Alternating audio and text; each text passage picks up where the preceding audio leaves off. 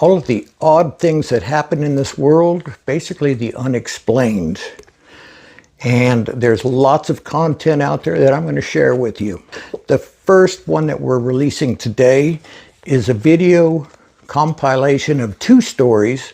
These are true stories of basically paranormal activity, again, the unexplained.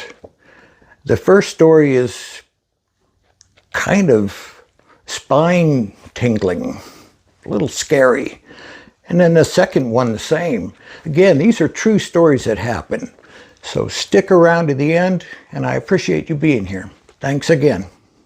In the late 1990s, anticipation filled the air as Joe ventured from the sunny shores of California to the lush landscapes of Georgia. He yearned for new beginnings, but little did he know that his journey would unravel eerie mysteries within the heart of an old house. With its quaint charm, the house from the 1800s seemed inviting from the outside.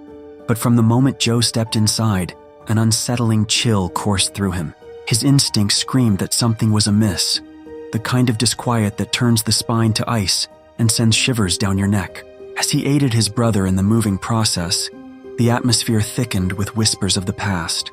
Joe distinctly recalls the hair prickling at the nape of his neck, a visceral cue that the house harbored unspoken secrets. Within the whispering walls, there were fragments of an argument echoing above his head, layered voices swirling like the mist of an old fog. Joe's dread shaped his words as he fled the bedroom, a desperate plea rising in his throat to ask his brother if he felt the same palpable unease that gnawed at his spirit. Joe's brother brushed aside the warnings, assuring him everything would be fine. Yet, despite the surface tranquility, the house's haunting presence loomed close, a dark shadow lurking beyond the veil of normalcy. Soon after settling in, strange occurrences began to invade the lives of Joe's family, each incident more disconcerting than the last.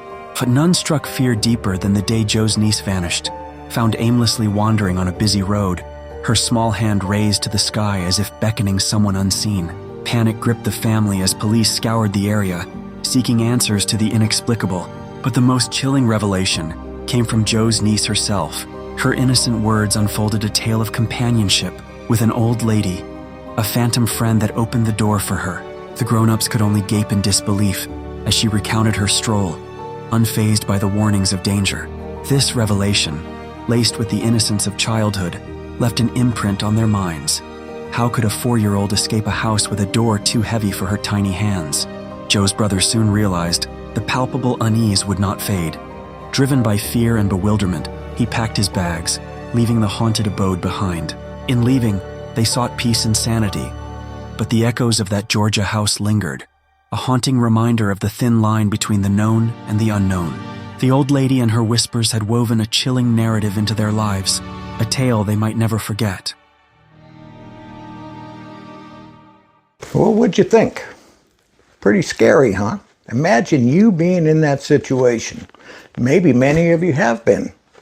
The next story, again, is another true account about a doggy door. All right? Let me know what you think of this one. Stick around. Shortly after welcoming my son into the world, a decision was made to purchase a century-old home, a charming abode filled with creaks and whispers of history that welcomed our expanding family, including our loyal medium-large dog. As someone who spent childhood nights trembling in the dark, I often felt the weight of the house's age, where noises stirred memories of earlier fears. The sound of old growth trees scraping the windows at night mingled with the clatters of the old radiant heating system, while an obstinate back gate clanked incessantly in the wind, echoing through the quiet. I would tuck myself under the covers, convincing myself that such shivers in the night were simply echoes of a much-loved, albeit frail, home. One evening, cocooned in the warmth of our front room while watching a movie, the comforting glow of the screen was abruptly overshadowed by a foreboding presence. A tingling sense spread across my skin, urging me to look away from the flickering light. To my utter disbelief, I spotted a figure sitting cross-legged in the yard, shrouded in a hood, with dark sunglasses obscuring a face that sent chills racing up my spine.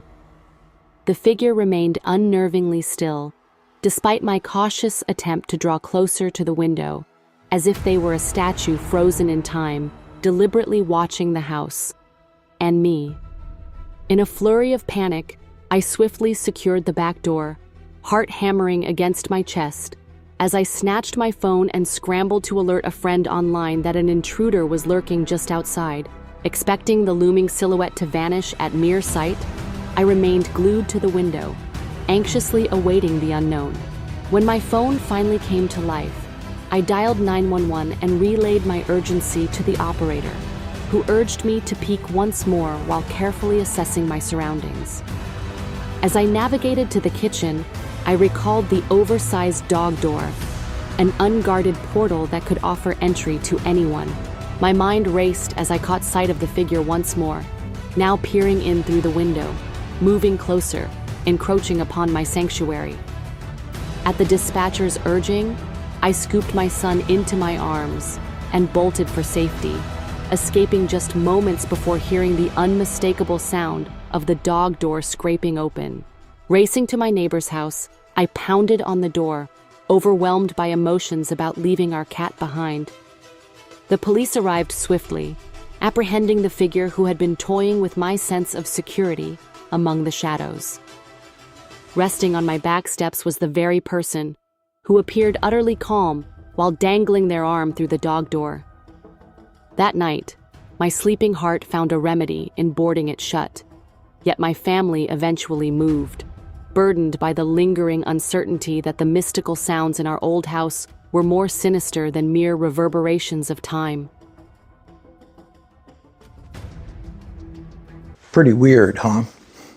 Anyway, hope you enjoyed those. If you did, please consider a thumbs up, consider subscribing, and you'll be aware of the next stories that come out. I have a lot of stuff to come out with. All right, thanks for being here. Again, brand new channel, Oddity Central.